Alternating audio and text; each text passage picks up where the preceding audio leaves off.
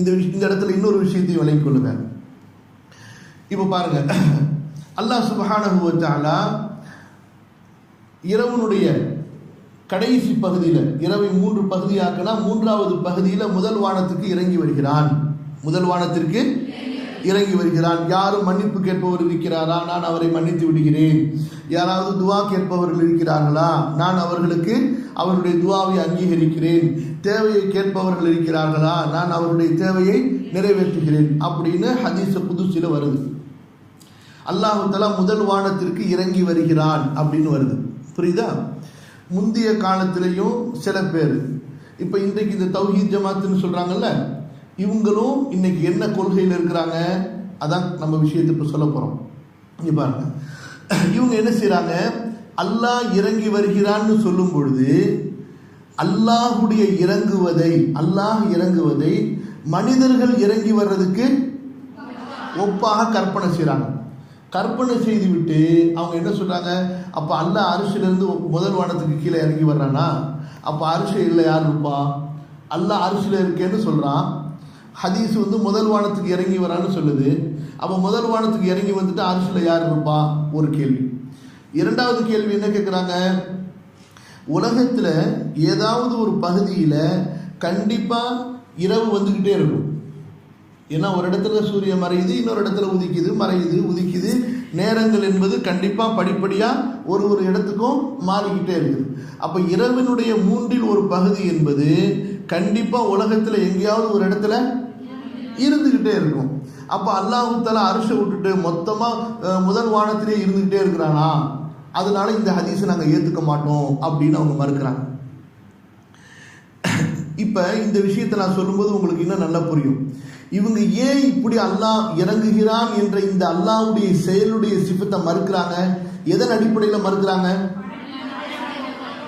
படைப்புகளுக்கு அல்லாஹ்வை ஒப்பாக்குனதுனாலதான். இவ்வளவு பெரிய முட்டாள்னு பாருங்க. அவங்க அல்லாஹ்வை பரிசுத்தமாக்கணும்னு நினைச்சாங்க, ஆனா மிகப்பெரிய ஷிர்க்ல விழுந்துட்டாங்க. அல்லாஹ்வுடைய செயலை படைப்புகளுடைய செயலுக்கு ஒப்பாக்கி, அல்லாஹ்வை படைப்புகளுக்கு ஒப்பாக்கி மிகப்பெரிய ஷிர்க்ல போயிருக்காங்க. இப்ப மனிதர்கள் இறங்குறதோட சேர்த்து அல்லாஹ்வுடைய இறங்குறதை நீங்க கற்பனை பண்ணதுனாலதான் அல்லாஹ் அரிசின் மீது இருப்பதையும் உங்களால புரிய முடியல, முதல் வானத்திற்கு இறங்கியதையும் உங்களால புரிய முடியல.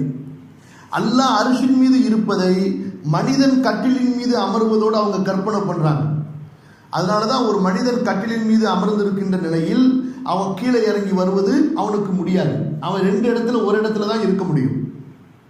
2 இடத்துல ஒரு இடத்துல தான் மனிதன் இருக்க முடியும். ஏன்னா இது மனிதனுடைய பலவீனம். மனிதன் என்பவன் ஒரே நேரத்தில் 2 வித்தியாசமான இடங்கள்ல, அப்ப மனிதனுடைய செயலோட அல்லாஹ்வுடைய செயலை அவங்க கற்பனை செஞ்சுட்டாங்க. நம்ம என்ன சொல்றோம், அல்லாஹ் அவனுடைய உள்ளமையோடு அரிசின் மீது உயர்ந்திருப்பதோடு அல்லாஹ் தஆலா முதல் வானத்திற்கும் இறங்கி வருகிறான். அவன் அரிசின் மீதும் இருக்கின்றான், முதல் வானத்திற்கும் இறங்கி வருகிறான். ஏன்? அவன் அரிசின் மீது இருப்பது மனிதர்கள் இருப்பதற்கு ஒப்பானதல்ல, அவன் இறங்கி வருவதும் மனிதர்கள் இறங்கி வருவதற்கு ஒப்பானதல்ல. புரியுதா? இப்ப அதே போல இந்த மனிதர்கள் இறங்கி வந்து இருக்கிறதுக்கு ஒப்பாக, அதாவது அல்லாஹ்வுடைய இறங்குதலை ஒப்பாக்குனதுனால தான் அப்ப இரவுல, அதாவது 24 மணி நேரத்துல இரவு எங்கேயாவது ஒரு இடத்துல இருந்துகிட்டே இருக்கு. அப்ப அதனால அல்லாஹ் அரிசிக்கு மேல இல்லையா என்ற கேள்வி அவங்க கேட்கிறாங்கல்ல. இது எப்ப? மனிதர்களுடைய சிபத்துக்கு அல்லாஹ் ஒப்பாக்குனதுனால. அப்ப அல்லாஹ் தஆலா அரிசின் மீது உயர்ந்திருப்பதோடு அவன் முதல் வானத்திற்கும் இறங்குகிறான்.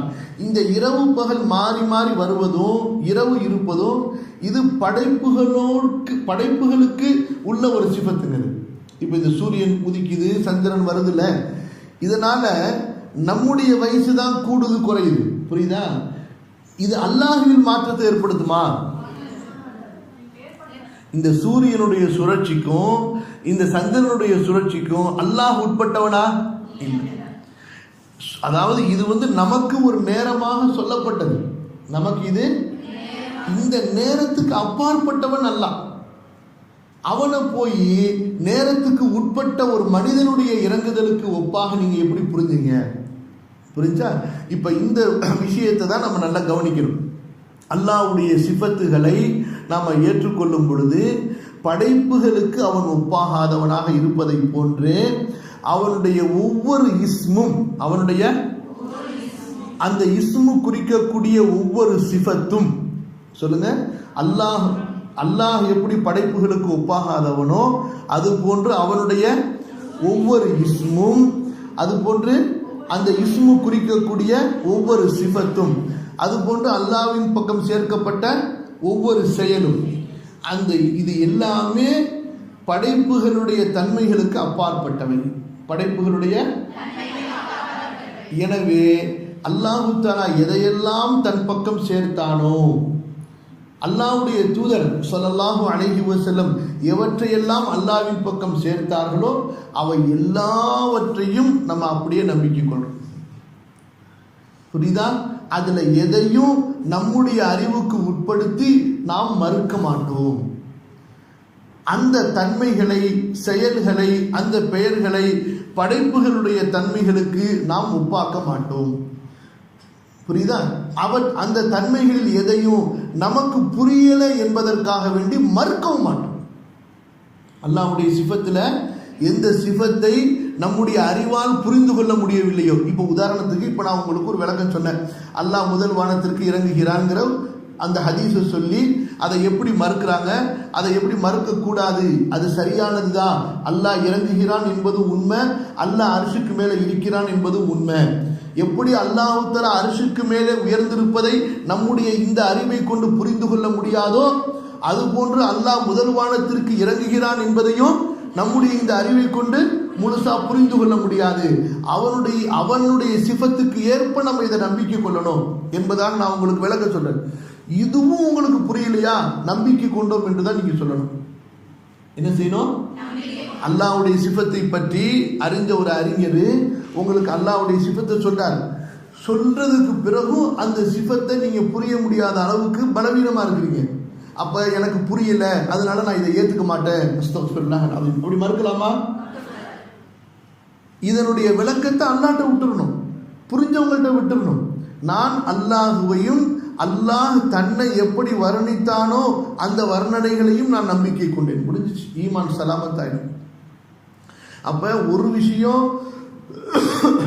ஒன்று நம்முடைய அறிவுக்கும் நம்முடைய ஞானத்துக்கும் உட்படுத்தி அல்லாஹுவை புரிய நினைப்பது. அப்படி புரிய நினைக்கும் பொழுது அவனுடைய சிஃபத்துகளை நமக்கு ஏற்ற மாதிரி நமக்கு புரிஞ்ச சிஃபத்துகளை ஏத்துக்கிறது, புரியாத சிஃபத்துகளை மறுக்கிறது, அதுவும் கூட. புரியுதா? இரண்டாவது, அல்லாஹ்வுடைய சிஃபத்துகளை நம்மளால புரிய முடியலன்னு சொல்லிட்டு எந்த சிஃபத்துகளையும் நான் ஏத்துக்க மாட்டேன், அல்லாஹ்வுடைய செயல்களையும் சிஃபத்துகளையும் எதையும் நான் ஏத்துக்க மாட்டேன், அதெல்லாம் அல்லாஹ்வுக்கு சொல்லக்கூடாது, சொன்னா பிரச்சனை ஆயிடும்னு சொல்லி தனக்கு புரியாததுனால அல்லாஹ்வுடைய சிஃபத்துகளை மறுக்கவும் கூடாது. ரெண்டு விதமான தப்புமே பயங்கரமான தப்பு. ஒரு தப்பு என்ன, நம்முடைய அறிவுக்கு உட்படுத்தி அல்லாஹ்வை புரிய முயற்சித்து சில சிஃபத்துகளை ஏற்பது, சில சிஃபத்துகளை மறுக்கிறது, அல்லது மொத்த சிஃபத்துகளையும் மறுக்கிறது. புரியுதா? இதுவும் தப்பு.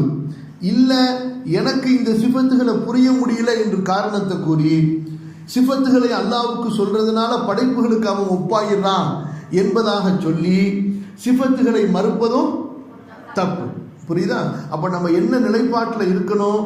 எப்படி அல்லாஹுவை ஓமைகளுக்கு அப்பாற்பட்டவனாக நம்ம நம்பிக்கை கொள்றோமோ, ஓமைகளுக்கு அப்பாற்பட்டவனாக நம்பிக்கை கொள்றோமோ, அதே போல அல்லாஹ்வுடைய பெயர்களும் ஓமைகளுக்கு அப்பாற்பட்டவை. அந்த பெயர்கள் குறிக்கக்கூடிய தன்மைகளும் ஓமைகளுக்கு அப்பாற்பட்டவை. அடுத்து எந்தெந்த செயல்களை அல்லாஹு தஆலா தன் பக்கம் சேர்த்தானோ அந்த செயல்களும் அவனுக்கு தகுதியான விதத்தில் அவனுக்கு இருக்கின்றன. படைப்புகளுடைய செயல்களை போன்று அவனுடைய செயல்கள் கிடையாது. புரியுதுங்களா?